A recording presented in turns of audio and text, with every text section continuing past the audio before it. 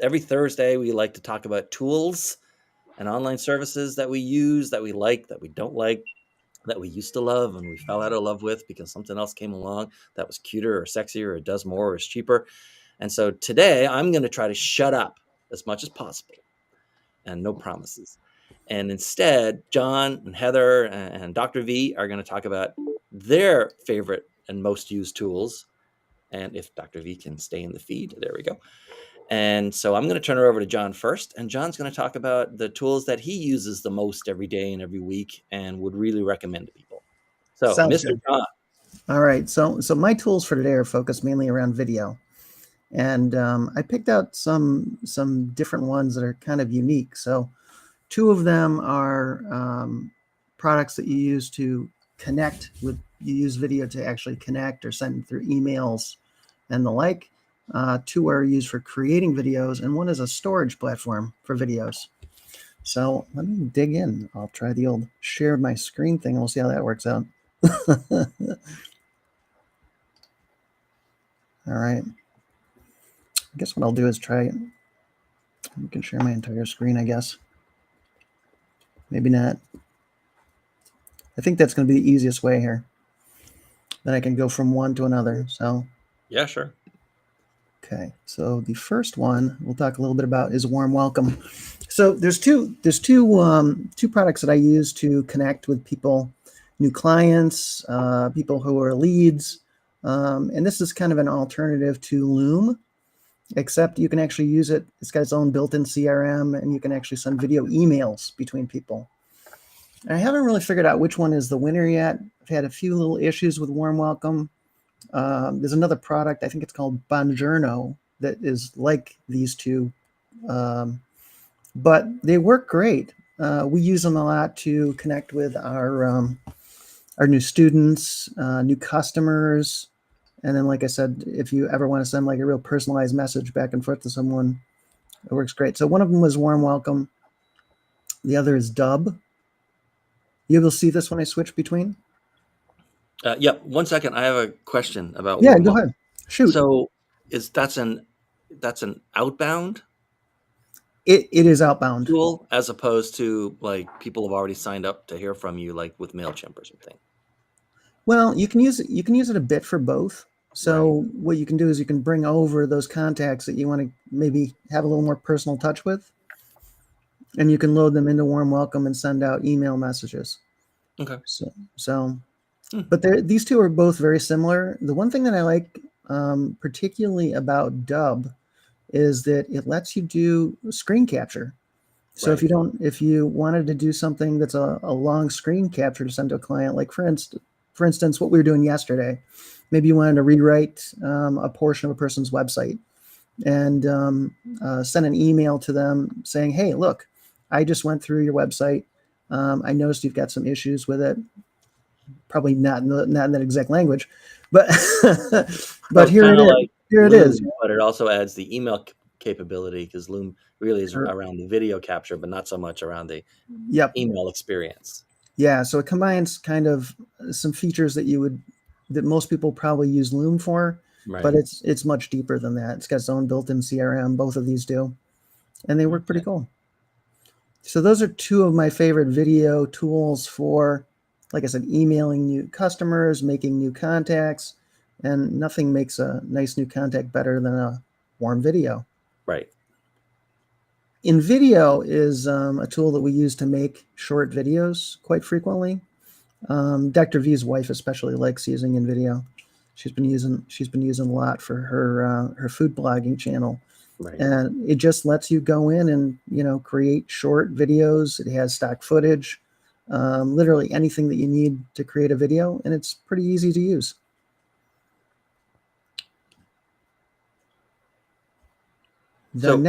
Yeah, go ahead. So do you upload the video or do you use their app to like record the video and then it's on a website and you can edit it from there? You actually use their app, so Okay. everything is all built in, everything that you need, including templates and footage, and you can just literally make a video right here online. And it's a multi-track editor? You know what I mean? Like you can lay in your own music or choose music to go under it and Yeah, that kind of stuff. yeah, I It's believe not it's like what I have mobile on my iPhone where it says I can trim it on either side, and that's basically all I can do. because You you can know? add in music and everything to them. Okay. Absolutely. So it's a pretty full featured video creation You know how tool. much the and Very easy to how use. much do these tools cost? Like roughly, I know their prices are always changing, and Well, if you you know sign up what? for one, Let's. not cheap. I'm glad you asked. Let's go back to the beginning and we'll just pull it up. So warm welcome. Pricing plans are $8 per month startup, $24 a month professional, and $40 a month growth. That's pretty cheap. Yeah, I'd suggest the professional for most people is going to be the sweet spot. Hence why Right. they put it in the middle, right? Yeah. Dub, I think, is similar. Oh wait, no. I love it when they try to tell you stuff when you're here. Let's see if we can find pricing. They're a little more hidden with their pricing. I went through it yesterday. I think their middle plan was like $36 or something. But then again, it's a little more feature packed. I'm not seeing pricing right on the front page. Let's see. Online video editing. In video. In video comes up sometimes too on an AppSumo special every once in a while. Never fails when you share. It's like nothing wants to cooperate with you. Looks like Dub is about $32 a month. Roughly, yeah. I think right around $32 a month. Yeah, InVideo is not cooperating. I'll keep moving along. Yeah. Wave Video, very similar to InVideo, but they also have streaming studio, thumbnail maker, very different kinds of tools with it, but also great video creation app to create videos quickly. So more around the extra stuff you'd want around your video to drive traffic to it. Yeah. Okay. Pricing. They've got a free. They've got Streamer 16, I'm kind of Creator surprised by 24, how Business low 48. prices of the video-based stuff, because there's a lot of bandwidth involved in that stuff. Well, and storage. So a lot Yeah. of bandwidth, a lot of storage. So very surprising how inexpensive some of these tools are. Um, and like I said, most things that you would want are here. You know, the ability to create your thumbnails, stock footage that you can connect to. And oftentimes, though, there's a little more. You pull up a piece of stock footage, and it might say that it's going to cost you extra for a particular piece. Right. Kind of like going onto Canva when it says, "Oh, and by the way, Yeah. this piece of footage isn't free." So this is one I came across a little while ago. I liked it because I wanted someplace to store my videos after I'd created them. And this thing pretty much has the ability to give you nearly unlimited storage, like a huge amount monthly. Great for creating videos, hosting them, streaming them. Um, and Is you it the can same kind of model that Vimeo uses where you get an allocation per month, and if you don't use it all, then it's gone, and then you can no, upload X number about the next month? I I think yeah, it is similar in that way. You do get an X amount a month, but it's a larger amount than I recall Vimeo being. And the one thing that I really like about it is you can actually put calls to action on your own videos. Right. So you could treat it like your own YouTube channel of sorts, where you could drive traffic to your videos on Adillo and have call to actions for your own videos. So then But they're not unlike looking Vimeo, at. this isn't a place where you would send someone to watch a video necessarily, is it? Oh, I guess it is if No, you're you using can. You actions, yeah. can. That's one of the benefits So of it's it. a Vimeo competitor. It is a Vimeo competitor, but I think they've gone a few steps above Vimeo in the fact Right. that you can have your own calls to action, very specific. There's a lot of great features to this. Do we know how much this one costs? Because I Let me pay a see. decent amount for Vimeo, I'll tell you. It it And might. I don't use nearly as much storage on it as I could. Okay, forever plan, sign up free, pricing.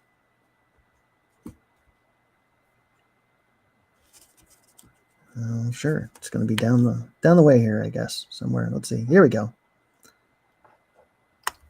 So this is what we're looking at for pricing Right. and storage, etc.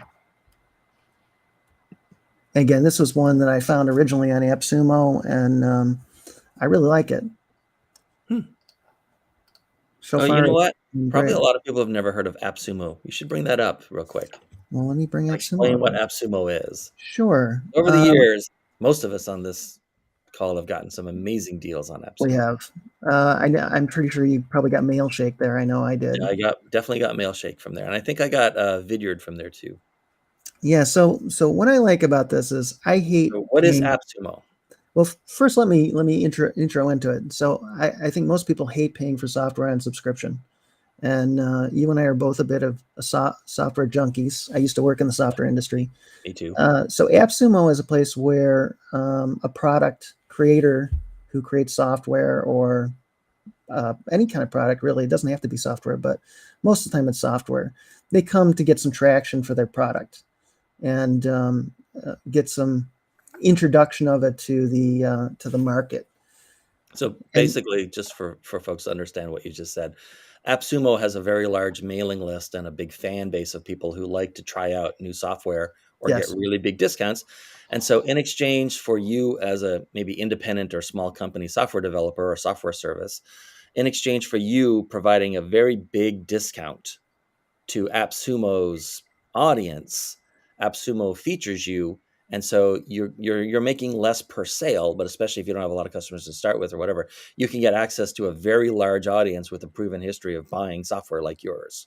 yeah, And so it's a trade-off. You're giving up a lot of your margin to get reach and sort of critical mass and become known. A lot of companies, a lot of software companies and services started off on AppSumo selling there, and then just became so well known that they just never needed to sell on AppSumo again. Now they just sell on their own websites and everyone knows about them. well, it's funny too. I see a lot of software companies that are well established that Yeah. actually come over too to just kind of top off or level off, or I don't know if they're just looking to gain additional income or Or what it might sometimes they be, have like a new product, or that. or they'll come Yep. back in order to start the process all over again. Yeah. Yeah, or they made some upgrades and additions. Yeah, And and so a you'll lot of see from this page, a lot of AppSumo stuff it's a one-time lifetime. So I'll give you an example. I use yeah, Mailshake, like we talked about last time, which me is how I too. do outbound, and so does John, outbound mail campaigns. Right now, Mailshake costs, I think, $39 or $49, or for the plan that the equivalent of mine costs something like $79 a month.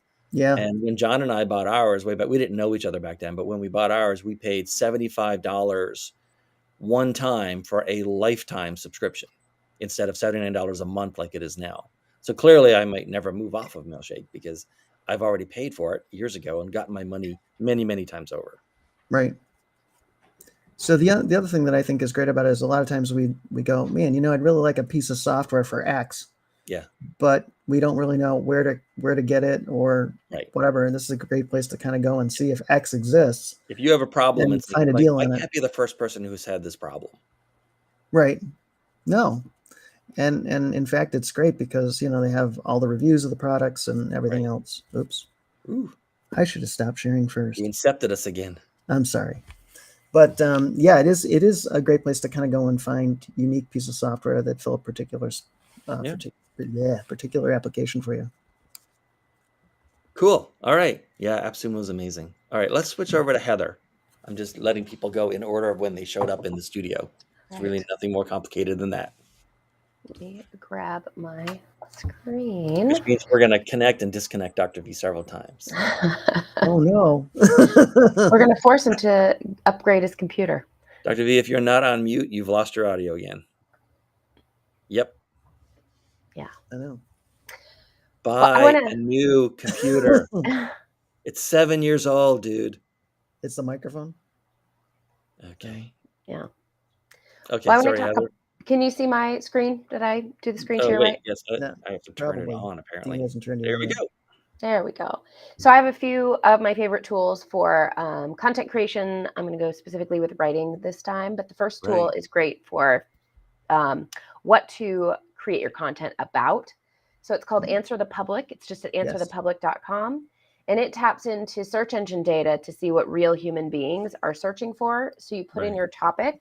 So let's put in productivity is one of my favorites. And you let it search, and then it will give you tons of search results. It gives you pretty pictures for your search results, but you can also just download a CSV file. But it breaks it down by questions. These first ones are questions. How do I make you go away? Go away. Oh, that didn't go away. The first ones are questions. And here's the X. And so you can see here, and you'll see there's darker dots and lighter dots, and it's more frequency that question is put in the search engine more times. So which productivity tool you used frequently and why? So what a great, I mean, if I'm a blogger or I'm looking to have a podcast topic, I can just grab that and that right there. Find the question you can answer, write your blog post. Right. And then they have, I think, these prepositions and different ways that people are putting information in there. So this helps not just for, structuring your own language, but I mean, you just come here, you grab a topic and you find what you can answer. That's awesome. Start writing. And then if you want to get really fancy, I think your average blog writer doesn't need to do this, but if this is your jam or you are working with, your consultant from companies, that kind of thing, you can look into the paid. So it's not inexpensive, but you get 10 searches for free. So if you are like me, solopreneur, that's more than enough. That's more than enough for using the free.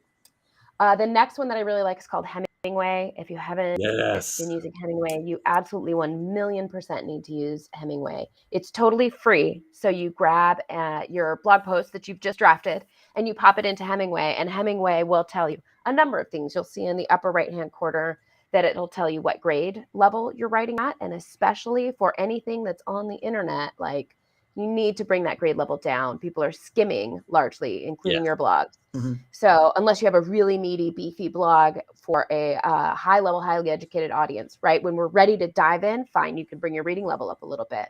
But when you're trying to grab attention and give people little nuggets of information, then you want to really keep that reading level low. And then it looks at how many adverbs you use. You get an allotment, the use of passive voice, simpler language, and then hard to read sentences and very hard to read sentences. So I thought I'd give us a little example. Seth Godin's known for being very, very structured in his writing, and my guess was his reading level was going to be nice and low. So I popped him in there, and you can see we've got here, he's at grade 3. He's got a few uses of the passive voice and a few adverbs, but none of his sentences are hard to read and none of his sentences are very hard to read. So he's definitely got that one nailed. And then I thought I'd put myself on the hot seat and grab something from one of my most recent blogs, because I tend to be a little bit wordy and a little bit drift into saying too much. So I popped mine in there, and that chunk actually didn't do too terribly bad. But you can see I have a sentence that really needs to be chopped down, and you can see, a few too many uses of adverbs. My reading grade level is 7. So you looked in Seth Godin's was at 3, mine's at 7. So you can kind of see that. So Hemingway is sorry to interrupt, but we talk every once in a while about it's our responsibility to go 90% of the way towards the reader or the listener or the viewer to do the communication work. And they're only responsible for the last 10%. Hemingway is a great tool for that, because it makes you do all the work, so that if they skim or they read just read it quickly or give you a little bit of attention, you're not bogging them down with stuff and expecting them to take apart your sentence and understand what it is you're actually trying to say. Oh, I will say, because we're not able to put comments in, we can read comments from LinkedIn using the service, but we can't post them. Hemingway has one M in it, and it's hemingwayapp.com. For everyone else on every other platform, it's in the chat. Nice. And the other thing I like about Hemingway and the next tool that I'll show you is when you use them regularly, they begin to train you. Yes. So you'll start thinking as you're typing your blog post, whoa, Hemingway's going to, highlight this one in red. I got to chop this down into smaller sentences. And so you start using them all the time. And then this one, and especially the next one, you start using them, and then you start getting really good at them. And your need for the tool actually lessens over time, which probably isn't great for anyone trying to make a buck, but Hemingway's a freebie. Yeah. The last one is one of my favorites. It's called CoSchedule's Headline Studio. And this is where you come. So you figured out what you want to write about, but using big data from search engines. You write your blog post and you get it down to a good reading grade level and good use of language. And now we need to go back and put in our headline, pick our headline and our subheads. So when we go in and do that, we can come here to Headline Studio and put in whatever we're thinking of using for our headline. So here's one that I used recently. And this is for another LinkedIn Live that I'm doing for somebody who's talking about kind of some mental health issues. And so we put in how to combat negative thoughts and feel better during difficult times. That's what we ended up with. So we're in the green. You want to get into the green. So they've gamified writing your headlines, which is just so much fun. And then they'll rate it based on a bunch of different criteria. The first one being your word use. So CoSchedule has looked at, and their data comes from looking at blogs and who clicks on and opens what blogs, right? So they're looking at what kinds of words and what kind of sentence structures grab people. So they want a mix of common, uncommon, emotional, and power words. And there are resources on there to see what kinds of words are what. But you can see from my sentence, I am loaded with power words, probably have more than I need. I don't have any uncommon words in there. And so I can futz around with the headline until I get a really good score. One of the things I'll say about this is it's kind of fun. It's gamified. And the difference between a headline score of 80 and 85 probably isn't a whole lot. But the difference between 1 hour and 2 hours and 3 hours and 4 hours screwing around with headlines is huge in my day. So once you get into the green, which is about 70, so those of you who have the, regular grading system of I have to get a 90 or above, you need to throw that one out the window. You need to get a 70 or above, unless you're looking at your primary headline, or if you use it to create headers on your website or a landing page, spend a little extra time for those because you're really looking for conversions. But if you're blogging regularly, I think you got to really balance the amount of time that you want to spend. They do look at a couple other things in terms of your word and character count. They have 3 types of posts they really like. They like how-tos, they like lists, so anything that begins with a number, and they like questions, right? And these are things that tend to really grab us, right? We see a question, we want to know the answer. A list just sounds like I want to see, we know the kinds of things that we click on. And then they prefer positive sentiment. Negative sentiment, I think you still get a few points, but just don't be neutral. Right. And then they look at clarity, and then your skimmability using primacy and recency. So what we hear first and what we hear last, we grab onto. And they want your topic to be either at the very beginning or the very end. So it's a really nice, so the first time you come here, you take your time with it and you play a little bit. The next time it gets faster and faster and faster. And you can see, I think I came up with this headline like right off the cuff when I was speaking to my presenter, because I've done this a million times. So I use it less now, unless I'm going into something for our landing page or something along those lines. So, and the pricing, if you want, so again, I don't know what the limitations are. They will try to give you some upsells in here. And if you do this a lot, I've never run out of, you'll lose your history, but I've never run out of the ability to use it. But I pulled up the pricing page. If this is like your jam or your professional blogger, professional writer, and you want to use their premium levels with their headlines, which will give you the smart suggestions, SEO score, the full version history, and their word banks, you can pay a few bucks for for more headlines per month. Cool. Oh. And I actually don't know if I know how to stop. Here we go. Let me stop screen sharing. So Dr. V, is your audio working now? Yes, it is, I think. I believe it is. It is. Okay. Yeah. Right. So I can tell you one app that I would not recommend that was given to us by Dr. Kayvon K. So created a conflict with Restream. It created a conflict with Restream. Oh. Yes. So I'm troubleshooting here, even calling people on Facebook Messenger using other things, and everybody can hear me just fine. Interesting. Yeah, very interesting. What's it called? Also, well, I'm just saying, I use Restream virtually every day, and if there's an app that might conflict with it, and I know about it ahead of time, I will not use it. But right now, it's called Crisp. Oh, I know. KRISP. Yeah, I've had for years. Yeah. Yeah. It's not playing nice today. So good to know. Good to know. Yes. All right. You want to share your screen? I can. It's going to be Inception time. I'm more of a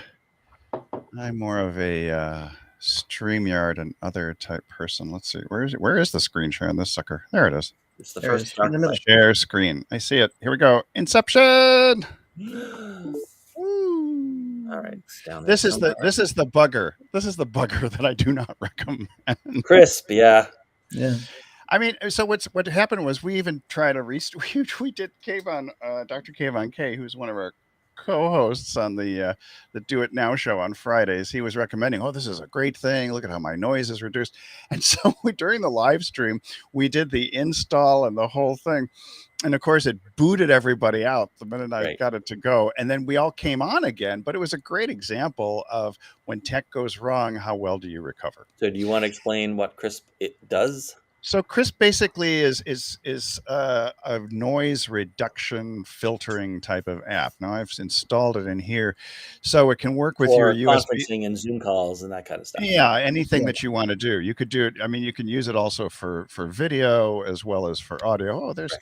I didn't realize my little face was there. What calling app are you? I'm not using any calling apps. Thank you, Crisp.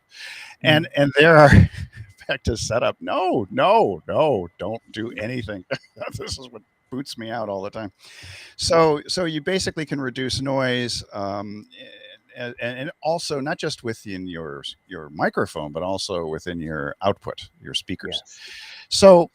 But I will say the challenge that I had here was that Restream also, when I went into the settings again after my third attempt coming back again, it turns out Restream has its own noise canceling and echo Yes. cancellation stuff. And so And does Zoom those, now and Teams. yeah. But Hmm. what's interesting, those were clicked on. The other thing was Restream did not save despite the fact I've used it several times, did not save my setup. So it did not save the microphone as a USB device. Mm. And what happens? So there are a number of different things. Sometimes just rebooting your computer will not necessarily fix the Right. problem if there's a conflict. If there are button heads in there.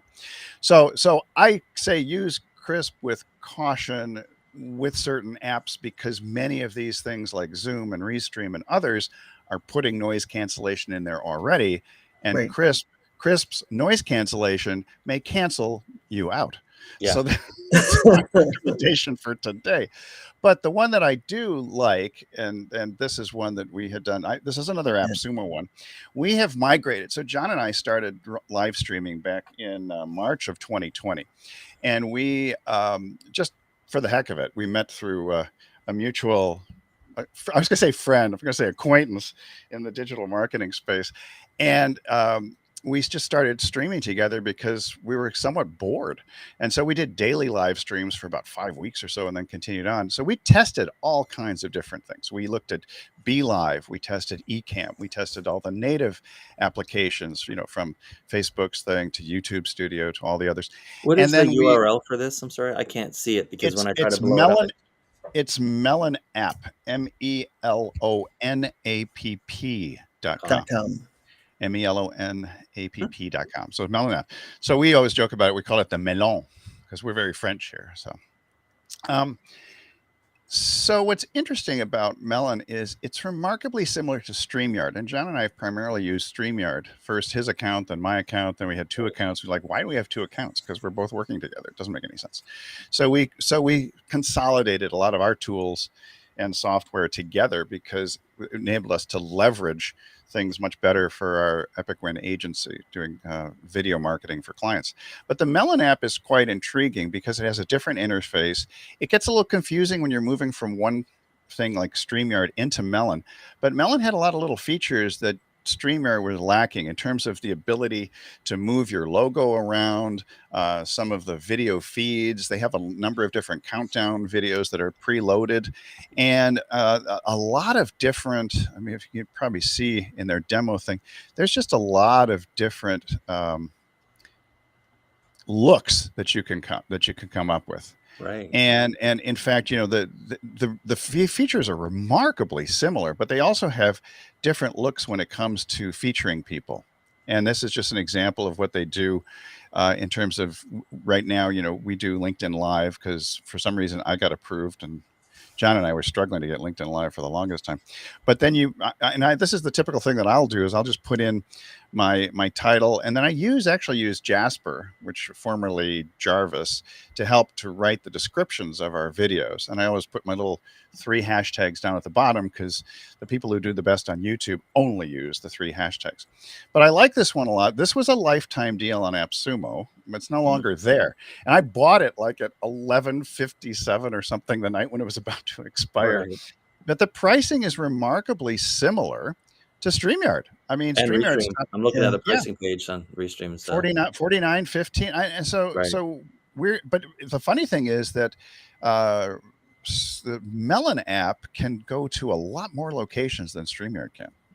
Oh yeah. So I thought that was pretty cool. But we're still learning it, and of course, when you pay annually, you're going to do, a lot better in terms of the pricing. But most people I know pay monthly because it's a cash flow thing, and also you don't want to get trapped Right. into something that you really don't want to. You're not totally sure about. But anyway, but Melon is just I'm beginning to like Melon more and more. And of course, you can go, you get their free stuff and the multi-stream thing, as I said before. The cloud-based stuff is interesting. The challenge with the cloud-based is you've got like 30 days or so, or because StreamYard had a 15-day limit in terms of what they would store, and so you have to keep downloading your videos. So in fact, I may wind up downloading or uploading some of our videos to John's. Was it the Adio? Is that what you're talking about earlier? Adillo. Adillo, like armadillo without the Kind arm. Okay. With the arm.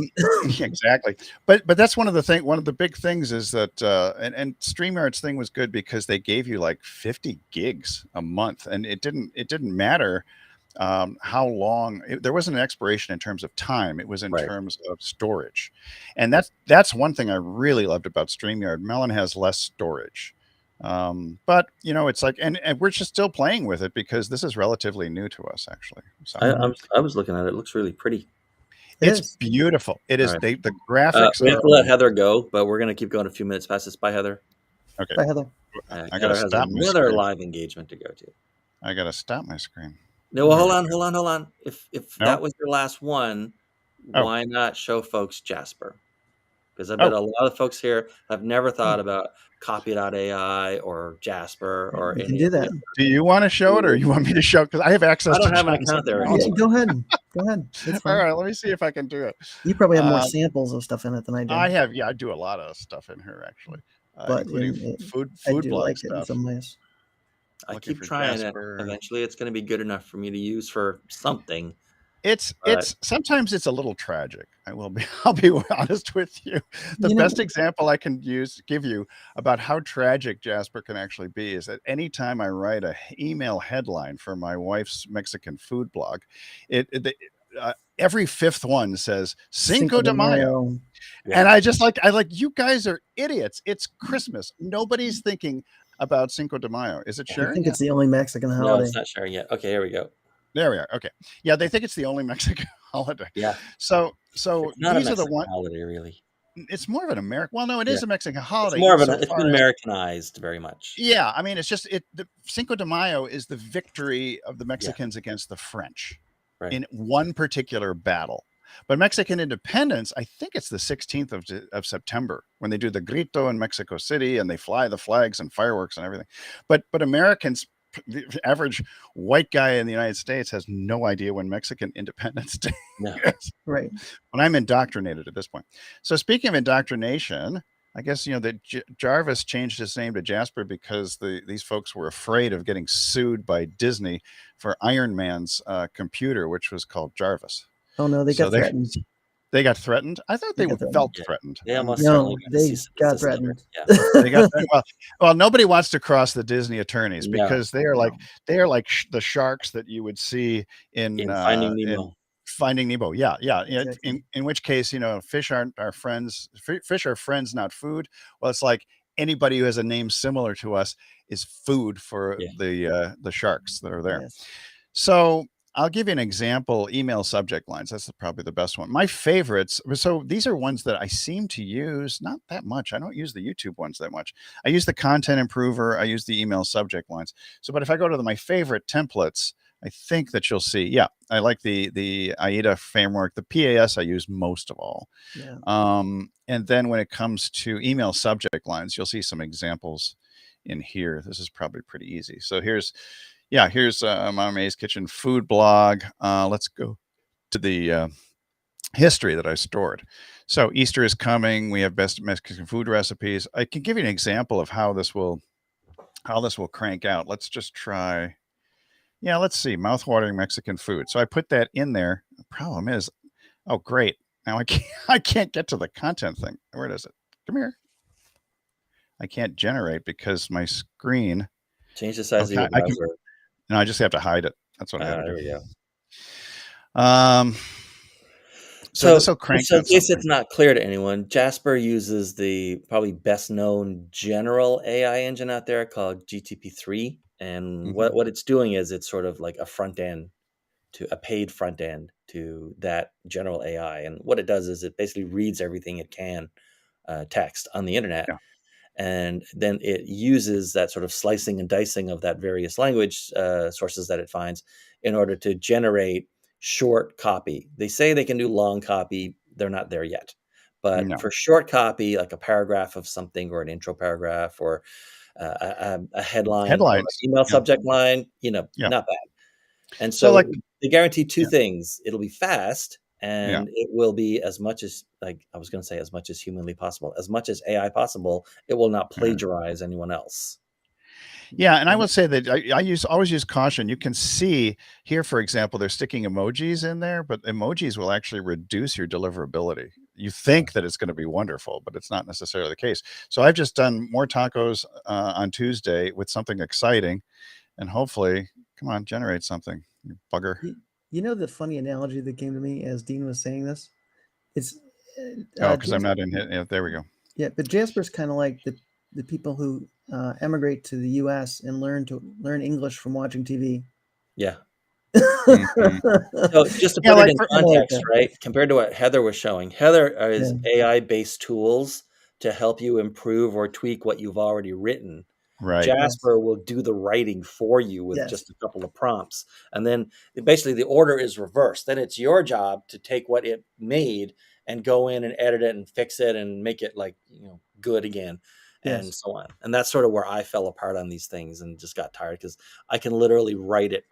I can write the Faster. inversion faster without putting a tool between me and the inversion. But I do and this hope and pray that they get like better and better so I can find a use for it. And I keep dipping my toe in the water, but so far it's not there for me yet.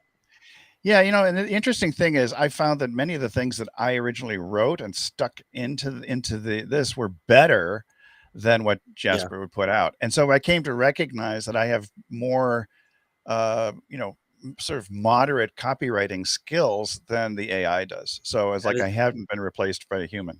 Has it occurred to you that every time you put in something for Jasper that's good, it becomes part of its general knowledge and then it's using that to help other people Could write be. better stuff? It could actually, Yeah, that So could you're be actually true. training the AI for Yes. any perceived competitor or just someone adjacent at the same time.